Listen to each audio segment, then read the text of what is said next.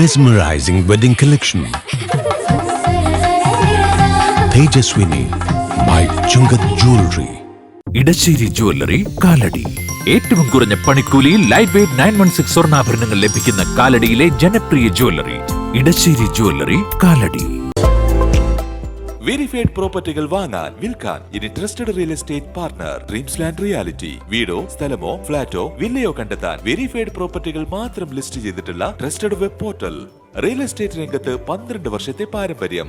Government അംഗീകൃത ISO certified real estate agency dreams land reality. വികസന പ്രവർത്തനങ്ങളിൽ ജനങ്ങൾക്കൊപ്പം നിന്ന് പ്രവർത്തിക്കുമെന്ന് അങ്കമാലി നിയോജക മണ്ഡലത്തിലെ LDF സ്ഥാനാർത്ഥി സാജു പോൾ. അങ്കമാലി നിയോജക മണ്ഡലത്തിന്റെ വികസന സാധ്യതകളും LDF വിജയിച്ചാൽ കൊണ്ടുവരാൻ ഉദ്ദേശിക്കുന്ന നേട്ടങ്ങളുമാണ് സ്ഥാനാർത്ഥി സാജു പോളും ഇടതുമുന്നണി നേതാക്കളും വാർത്താ സമ്മേളനത്തിൽ വിശദീകരിച്ചത്. എന്നെ സംബന്ധിച്ചിടത്തോളം പാർട്ടി LDF മുന്നണി അങ്കമാലിയിൽ മത്സരിക്കാൻ ചില സംവിധാനങ്ങളുടെ ഭാഗമായിട്ട് നിയോഗിക്കുകയും ഇതിനകം തന്നെ നമുക്ക് വളരെ ആവേശകരമായ ഒരു പ്രതികരണം. കാരണം ഒരു അപരിചിതത്വമൊന്നും നമുക്ക് അനുഭവപ്പെട്ടിട്ടില്ല. എല്ലാ പ്രദേശങ്ങളുമായിട്ട് എല്ലാ കാര്യങ്ങളിലും നമ്മൾ ബന്ധപ്പെടുകയും സന്ദർശിക്കുകയൊക്കെ ചെയ്തായതുകൊണ്ട് അങ്ങനത്തെ ഒരു പ്രശ്നമില്ല. പിന്നെ പൊതുവിൽ എന്താണ് അങ്കമാലിയിൽ നിൽക്കുമ്പോൾ ലക്ഷ്യം വയ്ക്കുന്നത്, രണ്ട് കാര്യം എനിക്ക് ഏറ്റവും പ്രധാനമായിട്ട് പറയാനുള്ളത്. ഒന്ന്, നിലവിലുള്ള ഗവൺമെൻറ് 10 വർഷക്കാലം കേരളത്തിൽ പശ്ചാത്തല സൗകര്യ വികസന രംഗത്ത് ക്ഷേമ പ്രവർത്തനങ്ങളിൽ ഏറ്റവും കാര്യക്ഷമമായി പ്രവർത്തിക്കുന്ന ഗവൺമെൻറ്റാണ്. അതുമായി മുൻപ് 5 കൊല്ലം MLA ആയിരുന്ന ആളെന്നുള്ളതിലേക്ക് നിങ്ങളത് വളരെ അടുത്ത് ബോധ്യപ്പെടുന്ന ഒരു കാര്യമാണ്. നിങ്ങളുടെ അങ്കമാലിയിലും കാലടിയിലുമുള്ള പല വിഷയങ്ങളിലും ഞാൻ ഉൾപ്പെടെ ഇടപെടുകയും അതുകൊണ്ടറിയാൻ നിങ്ങൾ ചിലർക്ക് ചില കാര്യങ്ങൾ അറിയാമെങ്കിൽ ആ രീതിയിൽ സാധിച്ചെടുക്കുകയും ചെയ്തിട്ടുണ്ട്. നടക്കില്ലാന്ന് പലരും കരുതിയിട്ടുള്ള അത്ര വലിയ കാര്യങ്ങളൊന്നുമല്ല, എന്നാൽ പോലും അത് അനുവദിച്ചു കിട്ടിയ സ്ഥാപനങ്ങൾക്ക് വലിയൊരു അനുഗ്രഹമായി മാറിയിട്ടുള്ള ചെറുതും വലുതുമായ പല കാര്യങ്ങളുണ്ട്. അപ്പോൾ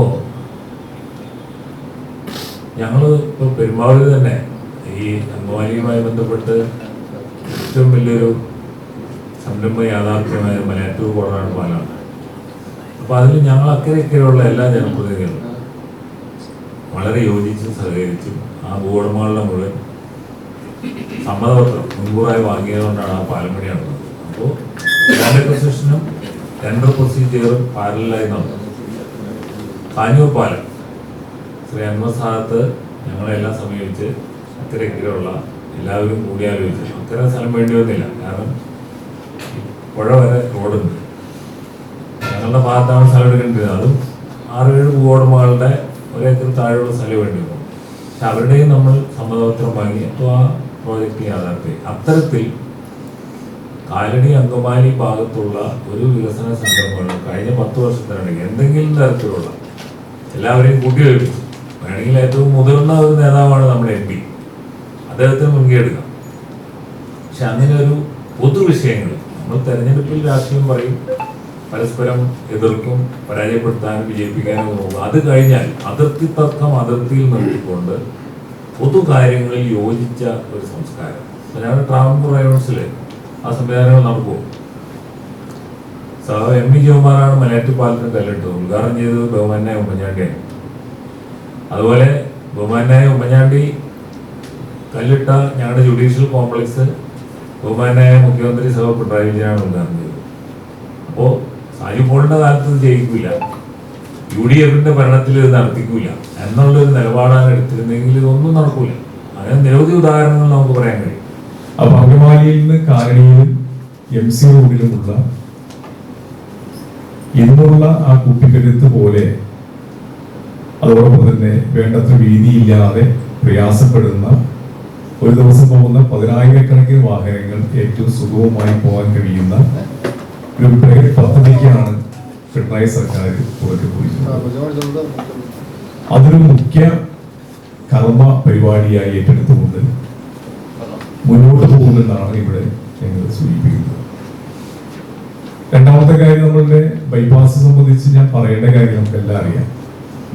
ഞാൻ തുടക്കത്തിൽ പറഞ്ഞു, ഞങ്ങള് ആക്ഷേപങ്ങളോ അല്ലെങ്കിൽ ആരോപണങ്ങൾ ഉന്നയിച്ചു പോകാനല്ല.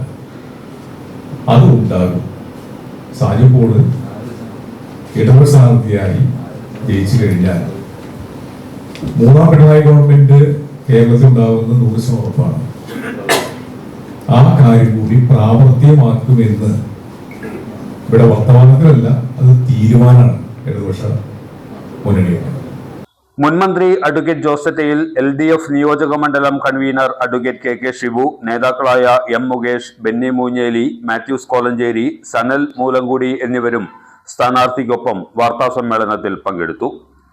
ശുചിത്വവും സുഗന്ധവും ഇനി ഇണപിരിയാതെ ഓർമ്മ ക്ലീനിംഗ് ലിക്വിഡ്. ഗുണമേന്മയും വിലക്കുറവും സമന്വയിപ്പിച്ചുകൊണ്ട് വൃത്തിയുടെ രാജാവും സുഗന്ധങ്ങളുടെ രാജ്ഞിയും നിങ്ങളുടെ വീട്ടിലേക്ക്. എല്ലാത്തരം അഴുക്കിനെയും തുടച്ചുമാറ്റി സുഗന്ധം പരത്താൻ ഇനി എന്നെന്നും ഓർമ്മ പെർഫ്യൂംഡ് ക്ലീനിംഗ് ലിക്വിഡ്. വീടെന്നും സ്വർഗമാക്കാൻ ഓർമ്മ പ്രോഡക്ട്സ്.